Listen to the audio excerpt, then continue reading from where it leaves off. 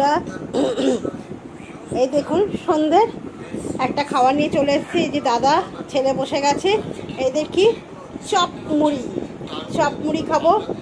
এই দেখুন কাঁচা লঙ্কা তার সঙ্গে, আর এই যে চা, আর এই যে চপ, এটাই খাবো আজকে সন্ধ্যের টিফিন। খেতে ইচ্ছা করলো যে সন্ধ্যেবেলা একটু চপ মুড়ি খাই। খাও, হ্যাঁ চপ মুড়ি খাই, তাই এরকম চপ মুড়ি, কিন্তু আর তার সঙ্গে চা না থাকলে ভালো লাগে না, তাই আজকে এই চপ মুড়ি খাবো সন্ধ্যেবেলা।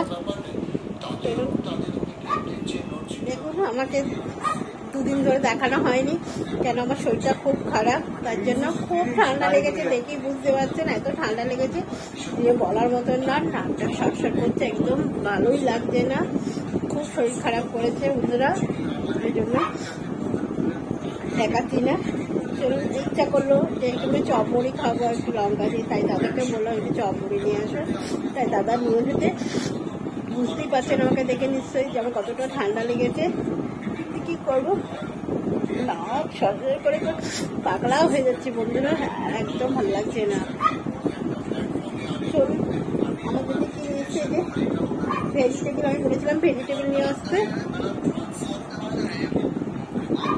সঙ্গে একটি লঙ্কা। মুখটা যদি ছাড়ে তার জন্য ভালো লাগছে না, খাবো। চলুন খাওয়া দাওয়া করে সন্ধ্যের টিফিনটা, যদি আপনাদের ভালো লাগে তাহলে একটু লাইক শেয়ার কমেন্ট করবেন। শরীর একদম ভালো না, কথা বলতে পারছি না, বুঝতেই পারছেন শরীর একদম খুব খারাপ। চলুন বন্ধুরা, শুভরাত্রি।